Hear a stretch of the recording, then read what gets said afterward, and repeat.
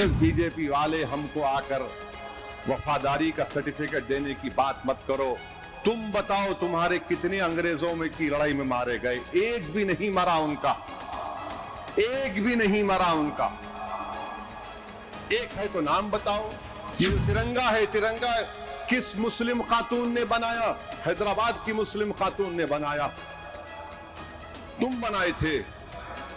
तुमने तो organiser magazine में लिखा कि भारत के इस तिरंगे में 3 रंग मनहूस होते हैं। बताओ ये सच है या झूठ है? बताओ।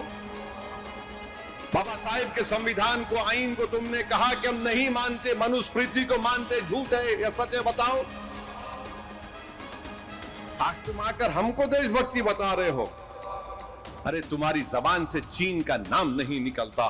ताश पड़ी रही, अंग्रेजों की फौज के घेरे में टीपू की लाश है, मगर डर रहे थे कि अगर शेर उड़ गया तो क्या होगा। तो मजलिस ने हमेशा लॉन्ग टर्म प्लानिंग की है। हम सिर्फ छोटे फायदे के लिए अगर कोई काम करेंगे तो इससे जमात को कोई फायदा नहीं होगा। अगर हम ये समझेंगे कि सिर्फ जल्दबाजी में हम कुछ करने से फायदा हो जाएगा, नहीं होगा। अगर हम इज्तिमाइयत को फरोग देंगे तो जमात और ताकतवर होगी।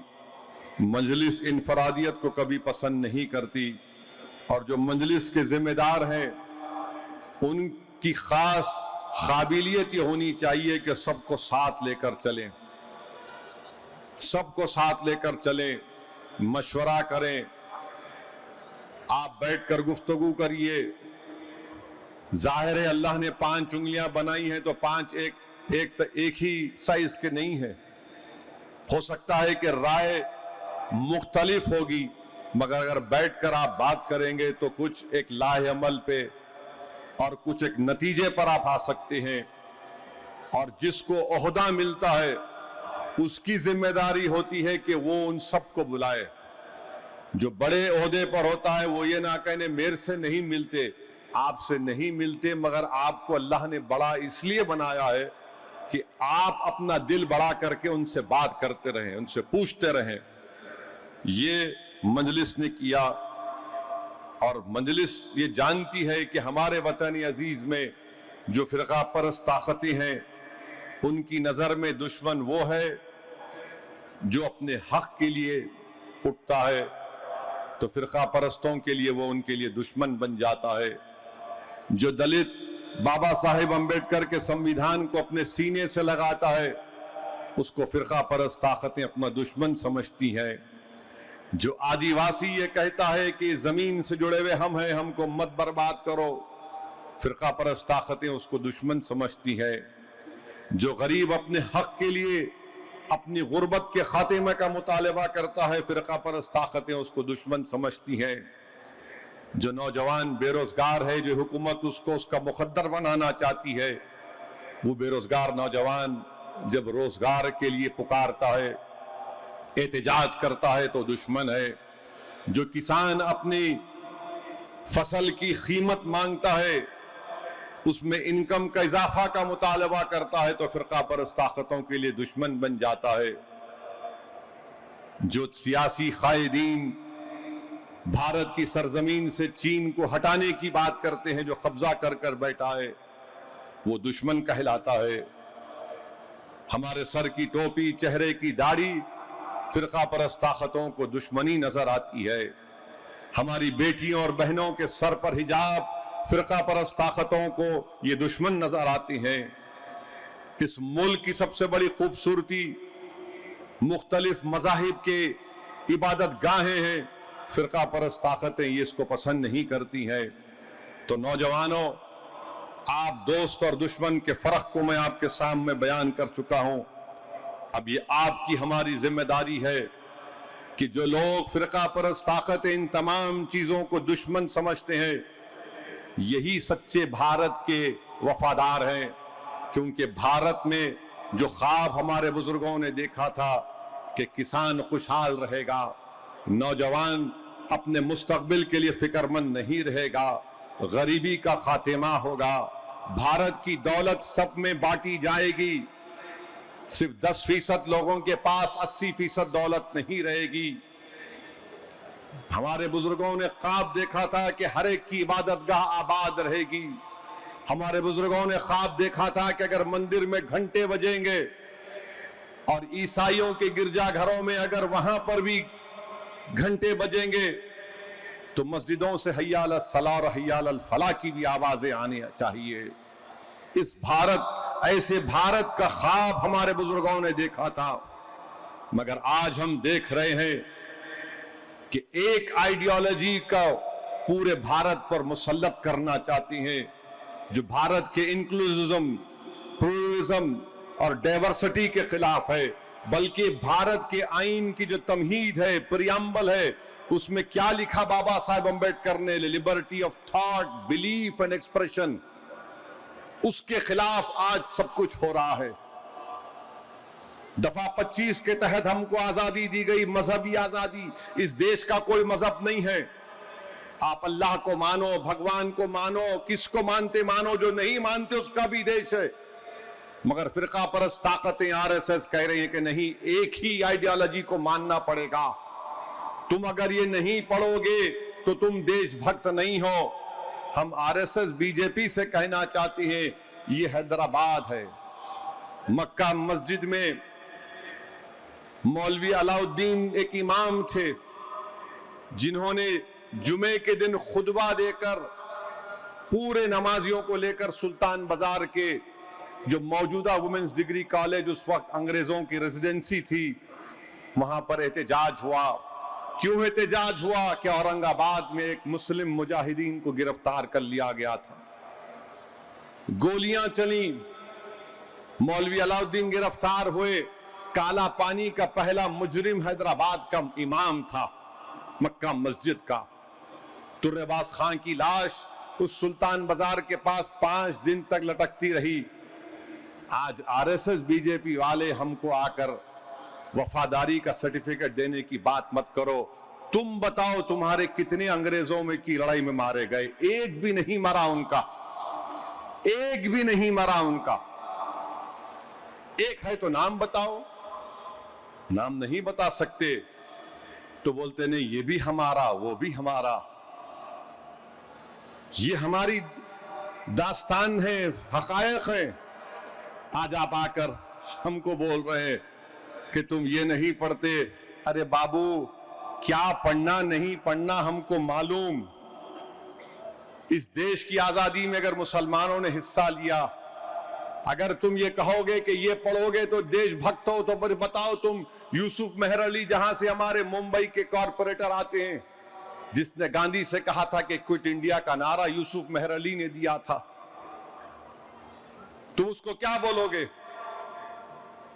नेताजी सुभाष चंद्र बोस जर्मनी में सबमरीन में बैठकर जापान को आए, तो नेताजी सुभाष चंद्र बोस के साथ कोई आरएसएस का आदमी था या हैदराबाद का मुसलमान था? बताओ। ये जो तिरंगा है, तिरंगा किस मुस्लिम खातून ने बनाया? हैदराबाद की मुस्लिम खातून ने बनाया। तुम बनाए थे। तुमने तो ऑर्गेनाइजर मैगजीन में लिखा कि भारत के इस तिरंगे में 3 रंग मनहूस होते हैं। बताओ ये सच है या झूठ है? बताओ। बाबा साहेब के संविधान को, आईन को तुमने कहा कि हम नहीं मानते, मनुस्मृति को मानते, झूठ है या सच है? बताओ। आज तुम आकर हमको देशभक्ति बता रहे हो। अरे तुम्हारी जबान से चीन का नाम नहीं निकलता, तुम्हारी जबान से चीन का नाम नहीं निकलता और तुम हमको बोल रहे हो। हमारी तारीख रोशन है और इंशाअल्लाह ताला आपके जुल्म और नफरत के बावजूद भी हमारा मुस्तकबिल भी रोशन रहेगा इंशाअल्लाह ताला। हम हमारे बुजुर्गों की कुर्बानी को रायगा जाने नहीं देंगे। वो आज इस दुनिया में नहीं है, मगर उनकी जिंदगी हमारे लिए एक मशाले राह है और रहेगी। भारत में मुसलमानों को एक सियासी ताकत बनना पड़ेगा, तभी भारत मजबूत होगा। अगर विकसित भारत की बात भारत के वजीर आजम करते हैं तो 14% मुसलमान से इंसाफ होना चाहिए, समाजी, इक्तिसादी, माशी, तालीमी और सियासी। तभी जाकर भारत ताकतवर होगा। अगर आप नफरत के मजाहरे करेंगे तो 14% के बगैर भारत कैसे बनेगा ताकतवर मुल्क, सुपर पावर। तुम किसी को मारकर वीडियो बनाकर अपनी बहादुरी नहीं दिखा रहे हो, तुम बुजदिली दिखा रहे हो। तुम्हारी ये बुजदिली भारत को कमजोर कर रही है और भारत को बदनाम कर रही है। एक आसाम का मुख्यमंत्री वीडियो बनाता है, गोली चलाता है, मुसलमान बैठा हुआ है, क्लीन शॉट, नो मर्सी। एक मुख्यमंत्री इस तरह का वीडियो बनाएगा?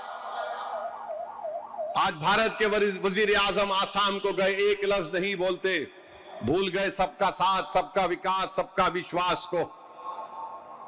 मेरे अजीज दोस्तों और बुजुर्गों, हमको और आपको मिलकर इस मुल्क को मजबूत बनाना है। अभी इम्तियाज जलील साहब मेरे को बोल रहे थे कि महाराष्ट्र के चीफ मिनिस्टर ने टीपू सुल्तान पे कुछ कह दिया।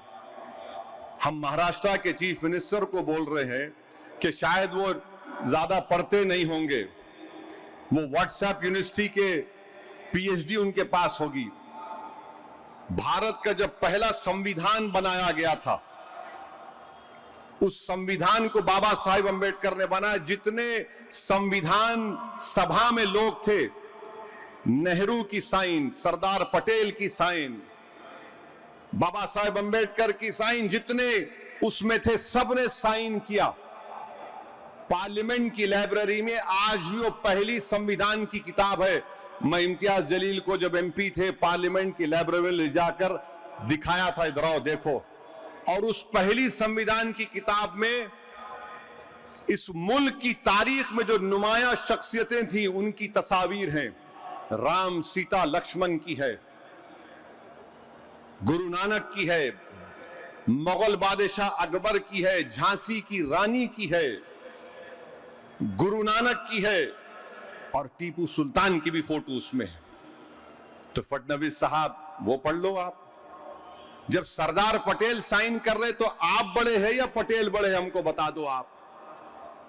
अंबेडकर साइन कर रहे हैं, आप बड़े हैं या बाबा साहेब अंबेडकर बड़े हैं? अच्छा, दूसरी बात, जब 1799 में टीपू सुल्तान की शहादत हुई, अंग्रेजों से लड़कर टीपू की शहादत हुई, जेल में बैठकर टीपू तुम्हारे वीर की तरह 6 लव लेटर नहीं लिखा अंग्रेजों को मैं माफ कर दो, तुम जो बोले मैं करता हूं। टीपू तलवार लेकर अपने मुल्क को अंग्रेजों से आजाद कराने के लिए शहीद हो गया। और अंग्रेजों को टीपू से इतना डर था कि 1.5 घंटे तक टीपू की लाश पड़ी रही। अंग्रेजों की फौज के घेरे में टीपू की लाश है, मगर डर रहे थे कि अगर शेर उड़ गया तो क्या होगा।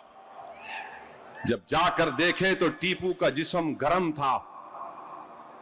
क्या यह बात सच नहीं है देवेंद्र फडणवीस साहब कि टीपू की लाश के पास से, उसके पास से अंगूठी निकली सोने की, उस पे क्या लिखा हुआ था? राम।